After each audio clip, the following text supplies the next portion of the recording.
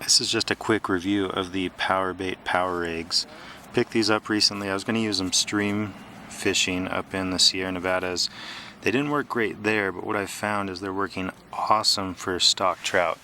So I'm at this little reservoir here in Utah, and the rig that I've been setting up with these is kind of hokey, but I usually like to use lures because I can catch and release, but with these I've been using a big hook, let's see, size 2 or size 6. And what I'm doing is with these eggs, they're pretty stinky, just warning if you get them, but they're all strung together.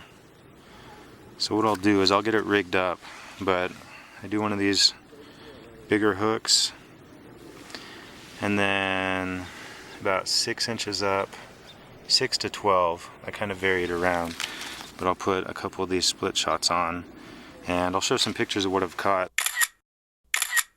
The nice thing is, what I'll do is I'll cast it out, I'll kind of jig it in, because I'll put a mice tail on the end because it's the same color and they kind of look like the same eggs. I'll jig it in for a couple of reels and then I'll let it set, and with this much weight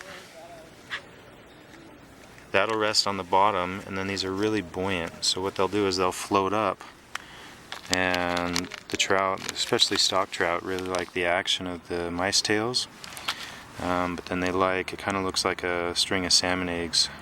So I'll get it rigged up and show you, but highly recommend. Really been working out. If you are going to use them, like I said, they're super buoyant. I tried them up in the Sierras and it didn't work great because I didn't have enough weight, and it would just float across the top of the water. So you'll need a bit of weight to get it down, and I'll show you the rig here in a sec.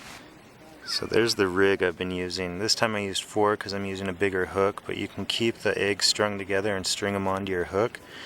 And I've been putting a mouse tail at the end of it, and what I'll do is cast it out, like I said, jig it in, and then let it set on the bottom, and the trout will come and they'll kind of gum these, I think. They'll kind of chew on them because you can feel, and then you set the hook and you can usually lip hook them, which is what I like to do when doing catch and release. So using the bigger hook helps to usually get a lip hook too.